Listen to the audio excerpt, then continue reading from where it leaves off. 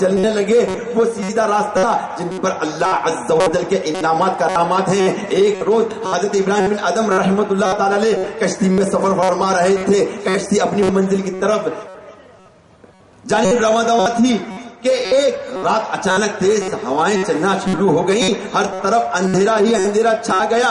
سمندر میں بہت چھال سا آ گیا. طوفان کا سلسلہ شروع ہو گیا. موجوں میں اضطراب بڑھتا ہی جا رہا تھا. مسافروں کو یقین ہو چلا تھا کہ ہم سب ہلاک ہونے والے ہیں. سب لوگوں نے ہاتھ اٹھائے اور گر گڑا کر رب عز و جل سے دعائیں مانگنے لگے. حضرت سیدنا ابراہیم بن ادم رحمت اللہ تعالی علیہ اپنی چادر اوڑھے اطمینان سے سکون سے ایک جانب سو رہے تھے. ایک شخص نے جب آپ رحمت اللہ تعالی علیہ کو اس طرح سوتے دیکھا تو آپ کے قریب آ کر کہنے لگا اے اللہ عز و جل کے بندے سمندر میں طوفان آیا ہوا ہے. ہم سب موت کے منہ میں پہنچ چکے ہیں پھر بھی اب آپ اطمینان سے سو رہے ہیں. آپ بھی ہمارے ساتھ مل کر دعائیں کریں. اللہ عز و جل ہمیں اس مصیبت سے نجات عطا فرمائے. یہ سن کر آپ رحمت اللہ تعالی علیہ نے آسمان کی طرف سر اٹھایا. مسافروں نے دیکھا کہ آپ کے ہونٹ نہ ہلتے دیکھے نہ ہی آپ کے منہ سے کوئی کلام سنا. یک ایک غیبی آواز گونجی. کوئی کہنے والا کہہ رہا تھا اے آنے والی شدید ہواؤں، اے مضطرب موجوں، تم ٹھہر جاؤ. کیا تمہیں معلوم نہیں کہ تمہارے اوپر ابراہیم بن ادم علی رحمت الکرم موجود ہے؟ یہ آواز گونج رہی تھی لیکن معلوم نہیں کہ یہ آواز کہاں سے آ رہی تھی. نہ تو سمندر میں کوئی شخص نظر آ رہا تھا نہ ہی آسمان کی طرف کوئی ایسا شخص تھا کہ جو صدا بلند کر رہا ہو. پھر اس آواز کے گونجتے ہی ہوائیں بالکل بند ہو گئی. اندھیرا چھٹ گیا. سمندر میں سکون آ گیا. ایک بار پھر ساری کشتی اپنی منزل کی جانب رواں دوا ہو گئی. پیارے پیارے اسلامی بھائیوں، جب بندہ سیدھا راستہ اختیار کرتا ہے تو وہ اپنے بندے کو کرامات کے ساتھ ساتھ اپنا محبوب بندہ بھی بنا لیتا ہے. میں یہاں ایک اور واقعہ سناتا ہوں جو تذکرۃ الاولیاء میں ہے. حضرت رابعہ بصری علی رحمت اللہ علیہ کو تو جانتے ہی ہیں کہ ایک بار آپ سو رہی تھی، گھر میں چور آ گیا تھا. وہ چوری کرنے لگا.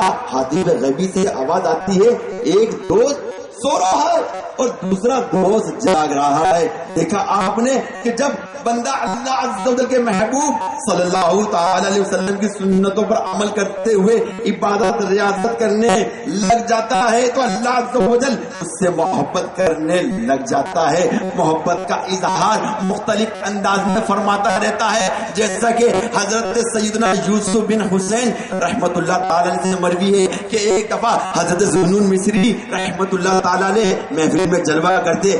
آس پاس معتقدین اور محبین کا ہجوم تھا.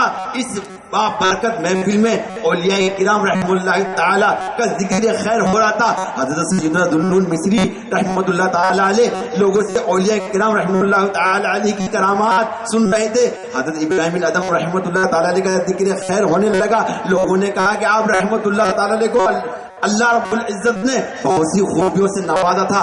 آپ رحمت اللہ تعالی علیہ سے بہت سی کرامات کا صدور ہوا. ایک مرتبہ آپ رحمت اللہ تعالی علیہ اپنے چند رفقا کے ساتھ کسی پہاڑ پر بیٹھے تھے کہ آپ رحمت اللہ تعالی علیہ کے ایک رفیق نے کہا کہ فلاں بزرگ بڑی شان ہے کہ وہ اپنے چراغ میں تیل کے بجائے پانی ڈالتے ہیں اور ان کا چراغ پانی سے جلتا ہے اور وہ ساری رات جلتا رہتا ہے. یہ سن کر حضرت ابراہیم بن ادم رحمت اللہ تعالی علیہ نے فرمایا اگر اللہ عز و جل کا مخلص و صادق بندہ کسی پہاڑ کو حکم دے کہ وہ اپنی جگہ سے ہٹ جائے تو پہاڑ اپنی جگہ چھوڑ دیتا ہے. اتنا کہنے کے بعد آپ رحمت اللہ تعالی علیہ نے پہاڑ کو ٹھوکر ماری تو یک ایک پہاڑ حرکت میں آ گیا.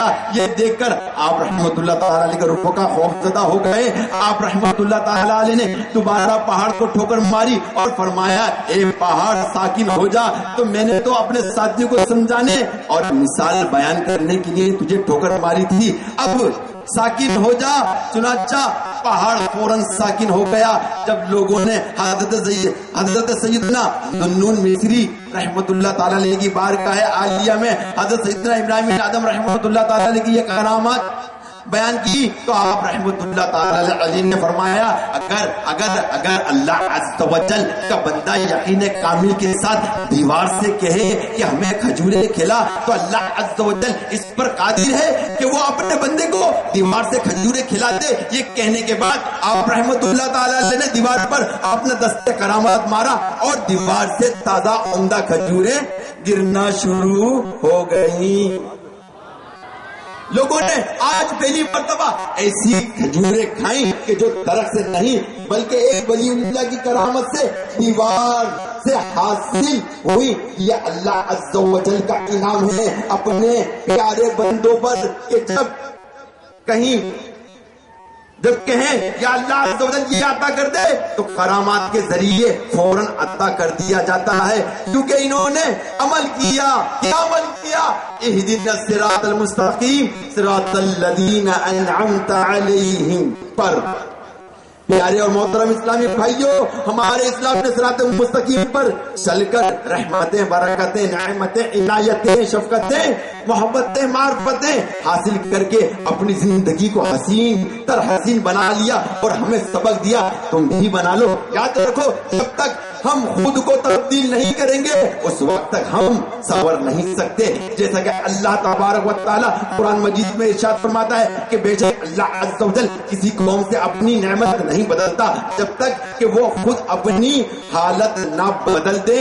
اچھی نیتیں کرنا اچھے اعمال کے لیے بہت ہی ضروری ہے. بارگاہ الہی عز و جل میں دعاؤں کا دامن بچھا کر رکھیں اور دنیا و آخرت میں انعامات الہیہ حاصل کرنے کے لیے اپنی کوششوں کو تیز کر دیں. اللہ عز و جل ارشاد فرماتا ہے اور جنہوں نے ہماری راہ میں کوششیں کی ضرور ہم انہیں اپنے راستے دکھا دیں گے. حضرت ابن عباس رضی اللہ تعالی عنہما نے فرمایا کہ معنی یہ ہے کہ جنہوں نے ہماری راہ میں کوششیں کی ہم انہیں ثواب کی راہ دیں گے.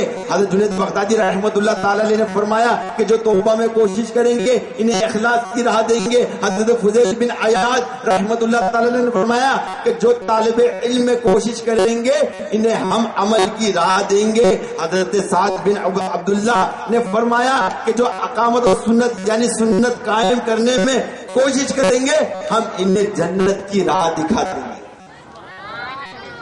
پیارے پیارے اسلامی بھائیوں، اگر کفار بھی رائے حق کو تلاش کرے تو میرا رب عز و جل انہیں بھی ایمان کی دولت سے مالا مال فرما دیتا ہے.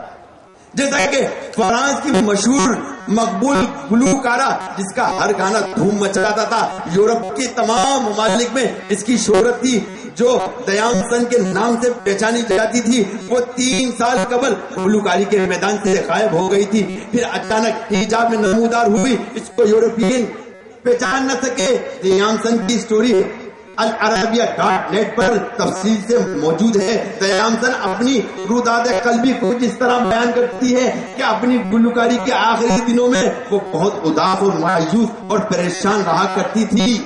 غم غلط کرنے کے لیے ہر وقت منشیات کا سہارا لیا کرتی تھی، زندگی سے بیزار تھی. اسی دوران پیرس میں ایک مسلم خاتون سے ملاقات ہونے لگی. ایک مرتبہ مسلم خاتون دیام سن محو گفتگو تھی اور نماز کا وقت ہو چکا تھا.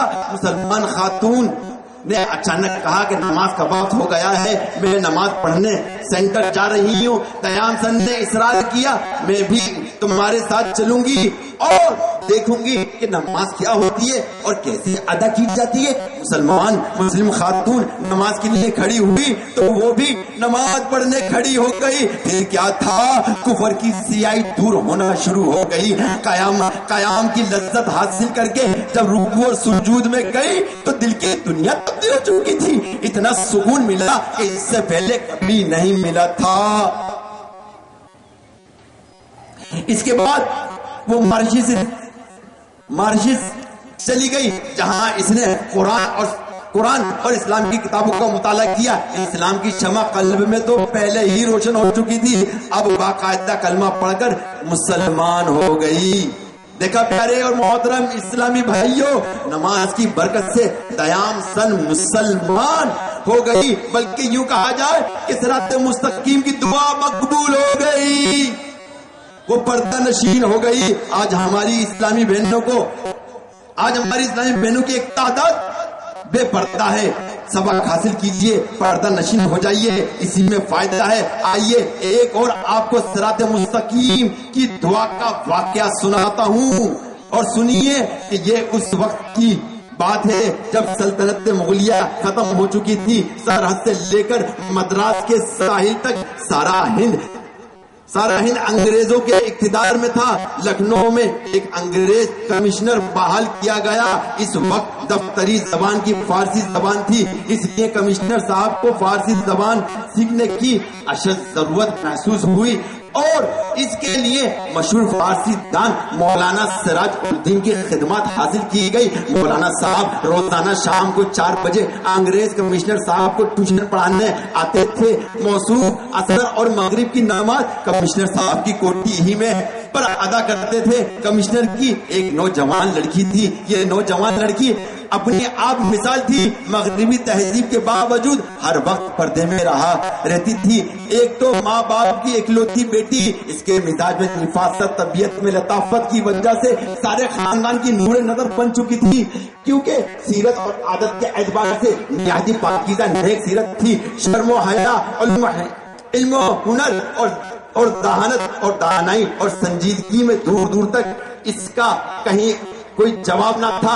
سارا خاندان اس کے حسن اخلاق سے متاثر تھا۔ قدرتی طور پر وہ والدین کے اصرار کے باوجود کبھی بھی گرجا گھر نہیں جاتی تھی۔ بلوغت میں قدم رکھتے ہی اس نے باہر کی تعلیم سے اپنا سلسلہ منقطع کر لیا تھا، اور اب گھر ہی پر مزید تعلیم حاصل کرنے کا بندوبست کر لیا گیا، جو کہ صبح 8 بجے سے شام کے 4 بجے تک تعلیم حاصل کرنے کا سلسلہ جاری تھا۔ مولانا صاحب کو آئے ہوئے کئی مہینے گزر چکے تھے۔ کمشنر صاحب کی فارسی کی ابتدائی کتابیں ختم ہو چکی تھی، اور اب حضرت شیخ سعدی کی گلستان چل رہی تھی۔ مولانا صاحب بہت خوش حلان قاری تھے۔ جب مغرب کی نماز میں وہ جہر سے قرآن کی آواز سے پڑھتے تو کمشنر صاحب کی پوری کوٹھی تلاوت قرآن پاک سے گونج اٹھتی تھی۔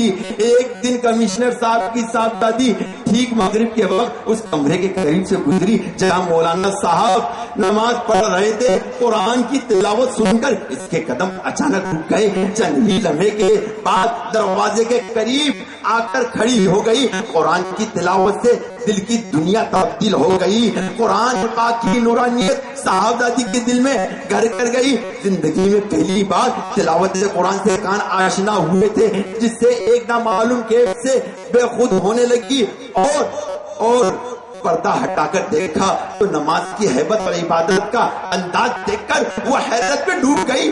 ہاتھ باندھے ساکت اور ادب سے کھڑا ہونا، رکوع میں سر جھکانا اور اس کے بعد ماتھا ٹیکنا، عجز و نیاز کی یہ ادائیں اس کی آنکھوں کے لیے حیرت سے کم نہیں تھی۔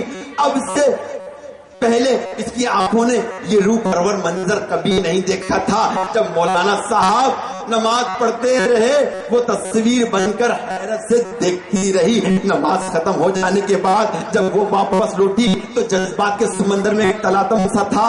دل خود بخود اندر سے کسی نامعلوم سمت کی طرف کھینچا جا رہا تھا۔ اسی دن ساری رات اپنی بستر پر کروٹیں بدلتی رہی۔ آیت قرآنی کا کیف و سرور اور نماز کی روحانی کشش ایک لمحے کے لیے بھی اس کے ذہن سے اوجھل نہیں ہو رہی تھی۔ وہ ساری رات سوچتی رہی کہ اس کے پیچھے کوئی ایسی حقیقت بول رہی ہے کہ جس کا رشتہ روح انسانی کے ساتھ